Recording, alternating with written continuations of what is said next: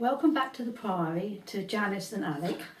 I'm sure people watching have hundreds of questions to ask, and I'm going to put all the relevant questions to Alec that people watching, newcomers, people curious, and people that may be thinking of joining us, all the questions they have on their mind that they'd like to ask of us, of Alec, about Priory. So firstly, Alec, we often speak about the truths taught.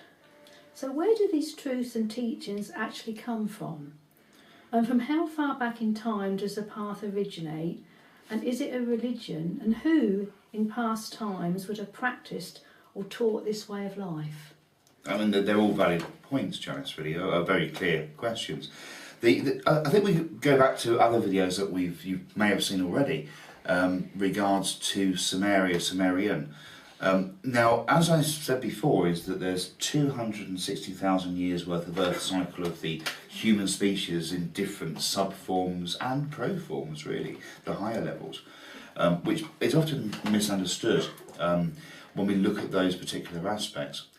The Sumerians in particular were looking at 9,000 years ago, but we know from the clay tablets that's only because cuneiform was the writing tool then, and it was the only recorded tool that was that could be deciphered in this modern world today.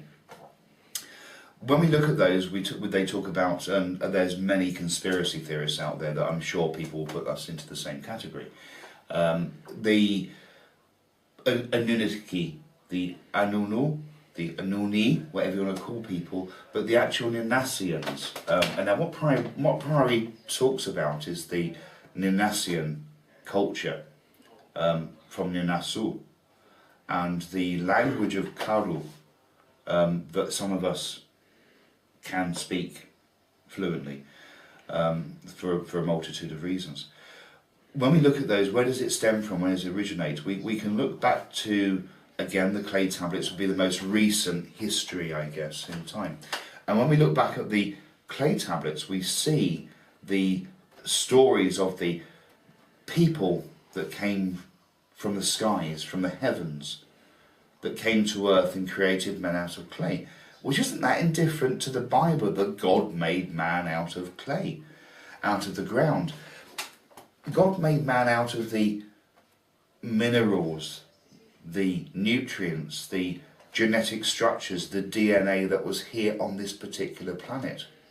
Now there's a school of thought that could look at the aspects of the chimp, and you could see where, if we look at Darwin's theory of evolution, that where this, or we evolved from monkeys came from.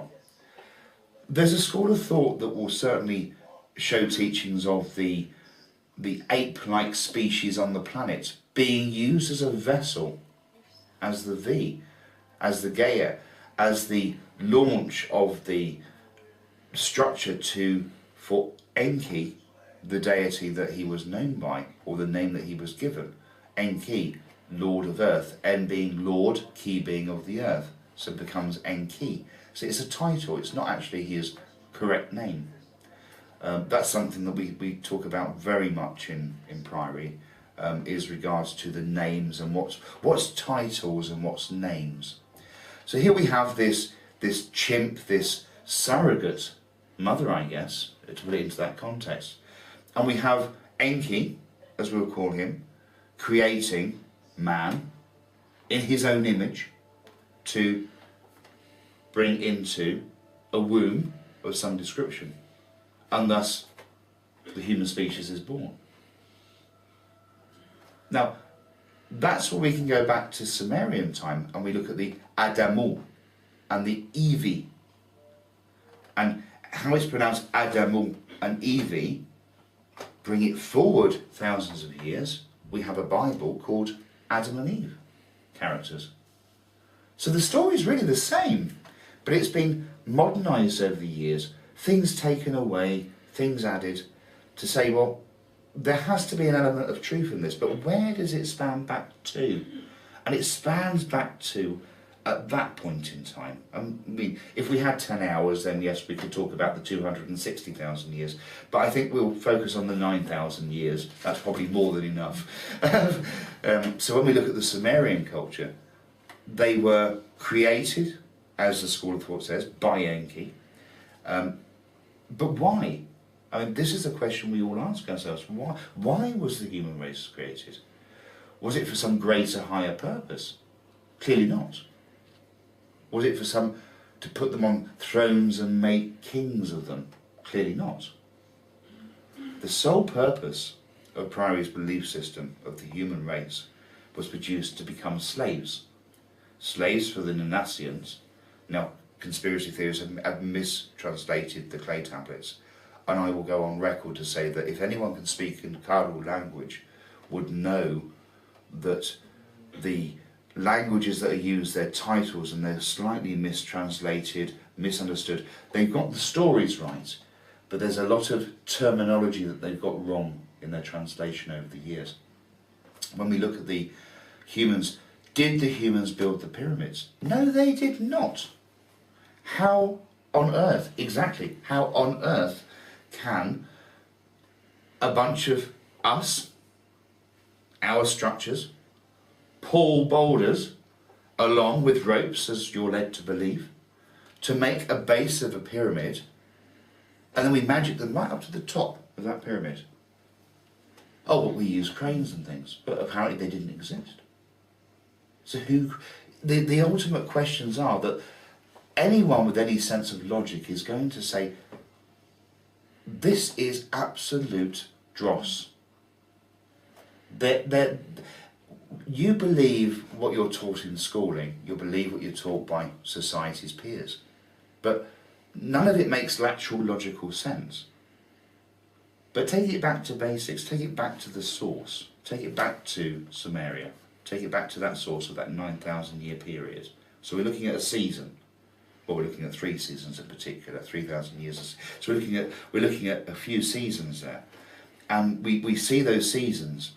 And we say, well, okay, in that particular season, and in the 2 prior to that, is when we say, well, there was something going on. There was something of a higher intelligence. Were they gods? Only by mankind's definition. Were they to be worshipped? Only by mankind's definition and understanding. That's the thing. Priory is not a religion. We say that time and time. It's not a cult. It's a series of beliefs. Oh, thank you. There's lots of interesting information there for people to do further research and study on. So, new members then, what would new members expect to gain from joining us? Would it change their lives, and how do we differ from, say, a pagan, druid or witchcraft path, even Freemasonry, as all of them do have pepperings of our teachings in them? Absolutely, and you're quite right there, Janice. I mean, the first thing as you ask me the questions that springs to my mind most profoundly would be that of the Magi, that know thyself. And I think that's where you start first of all, is the know thyself. And there's so many things that link into that particular series of words that again are so profound. Know thyself is much more about the know the inner you, knowing who you are. Because if you don't know who you are, if you don't know how you feel, if you don't know what makes you tick, if you don't know what makes you upset, if you're master all this in this societal bubble, then you might as well be put down today, because there's no point or purpose to you. And this is what Priory says to people that come and join us, is that we're going to show you you. We're going to allow you, because you're allowed to do anything you wish, we're going to allow you to look at good aspects, look at evil aspects. We're going to empower you to find your inner self, to know your strengths, to know your weaknesses. And most importantly, we're going to allow your mind to expand, to see the people that are around you, the people that you interact with each and every day, what's true, what's a mask, and what's false. because there's three different levels to that. There's the truth of what someone conveys to you, portrays to you. Then there's the aspect of the mask, because we all wear masks in societies depending on what we're doing at that point in time. But you're trying to get away from that, you're trying to get away from the mask. We're saying, what is that? What is the purpose of that person in my life? What are they doing for me? What am I doing for them? And most importantly, how does it work for me to be a better me? There's a lot about what we talk, as you know, with the me. And when we look at the Sumerian times, the tablets of destiny, the spear of destiny, we can look at Tara, which I haven't mentioned yet, but we can look at the stone of destiny. All these things that have been marginalised, objectivities, goals set in time for people to access and hopefully understand. So Priory is about allowing that person to awaken themselves with a little nudge along the way. Certainly lots of deep stuff to think about there, Ian. This is definitely a way of life for those people who love questioning everything, who are not happy with their known understandings of the world and have a need to get to the nitty-gritty of the truths. Will the teachings of the Priory expand their consciousness and allow them to see the world as it really is? Categorically, yes. Absolutely. Anyone that I've seen over many times, many years, that has come to join us, and sadly some have left us because perhaps it gets too intense or they don't like seeing the real them inside. But for those that I've taught and they've moved on to open their own groups over various times, they have certainly been able, from their own perspective, to open their mind, as it were, that classic open your mind. But they've been able to enhance their mind, because we know today that the human brain only is about 7% active. So there's 93% of the human brain that's in this dormant state. And what Priory allows people to do, enables them to do even, is to awaken more percentage of that, to start to realise their capabilities and their restrictions. Within Priory and within Templarism as well, we often talk about commitments and oaths. So just how big of a commitment is expected of members, and what does the honouring of oaths actually mean? Very valid points. I mean, you and I both have seen people come and go. People treat it like a club. You know, it's something that they can just do. I suppose from my own point of view, I treat it or put it into the same context as the person that goes to church every Sunday but commits sin during the week. Why does he or she go to church on a Sunday? To seek redemption, to make themselves feel better again, so to make them feel good about themselves. Priory is no different. It's about allowing people to make good of themselves, allowing people to see things for what they really are and see the falsity of the earth. So anybody joining, what previous experience or understanding does one need to join us here at the Priory? How often do we meet, and how easy can folks fit the teachings and commitments into their daily lives? Absolutely, and I pick up on what you said before because I didn't actually answer part of your question about the commitments. The commitments, and that's screamed in your next question there as well. Myself as a past Master of Freemasonry, that I no longer belong to, myself as a Royal Order of Scotland Knight Templar and Prior, and myself as a Prior within the Priory itself, I live by my values. I ensure that I commit myself to this way of life.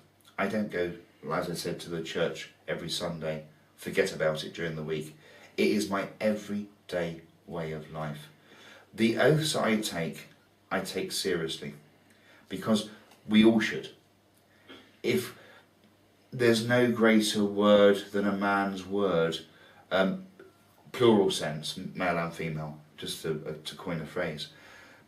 Your words mean everything, because when you take those oaths, you are committing yourself to that way of life. Now, one would think that you're duty bound. To break those is absolutely horrific. Because why take them in the first place if you weren't sure that that was the right thing to do?